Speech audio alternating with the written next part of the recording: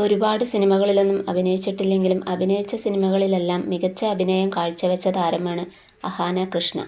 സിനിമകൾ തിരഞ്ഞെടുക്കുന്നതിൽ വളരെ ശ്രദ്ധ കൊടുക്കുന്ന ആളാണ് അഹാന.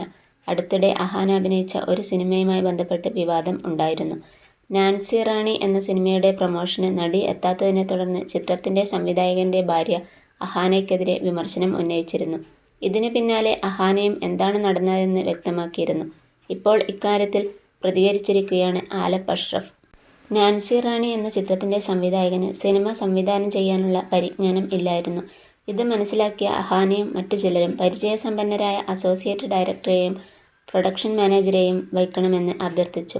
ഷൂട്ടിംഗ് വേളയിൽ കൂട്ടുകാരോടൊപ്പമുള്ള സംവിധായകന്റെ മദ്യപാനം ചോദ്യം ചെയ്ത അഹാന അവരുടെ കടുത്ത ശത്രുവായി മാറി. പിന്നീട് കലിപ്പ് തീർത്തത് അഹാനയുടെ ശബ്ദം മറ്റൊരാളെ വെച്ച് ഡബ്ബ് ചെയ്തുകൊണ്ടായിരുന്നു. ഇക്കാര്യം അഹാന അറിഞ്ഞു. അഹാനയ്ക്ക് കൊടുത്ത ശബ്ദം കുളമായപ്പോൾ അഹാനയെ കൊണ്ട് ഡബ്ബ് ചെയ്യിപ്പിക്കാൻ സംവിധായകന്റെ ഭാര്യ അഹാനയുടെ അമ്മയെ വിളിക്കുന്നു. മറ്റാരെയോ വെച്ച് ഡബ്ബിംഗ് കുളമാക്കിയ വിവരവും സംവിധായകൻ ലൊക്കേഷനിൽ വെച്ച് വെള്ളമടിച്ചതിനെക്കുറിച്ചും അഹാനയുടെ അമ്മ ചോദിക്കുന്നു. "എൻ്റെ ഭർത്താവ് മദ്യം മാത്രമേ ഉപയോഗിച്ചിട്ടുള്ളൂ, നിങ്ങളുടെ മകൾ ലഹരിക്കടിമയല്ലേ" എന്നായിരുന്നു സംവിധായകന്റെ ഭാര്യയുടെ മറുചോദ്യം. സ്വന്തം മകളെക്കുറിച്ച് ഇല്ലാത്തതൊക്കെ പറഞ്ഞപ്പോൾ കൂടുതലൊന്നും സംസാരിക്കാതെ അവർ ഫോൺ കട്ട് ചെയ്തു. അതോടുകൂടി ഇതിന് തിരശ്ശീല വീണു. പിന്നീട് സംവിധായകന്റെ മരണത്തിന് ശേഷം പടത്തിന്റെ പ്രമോഷന് വിളിച്ചപ്പോൾ അവർ ചെന്നില്ല.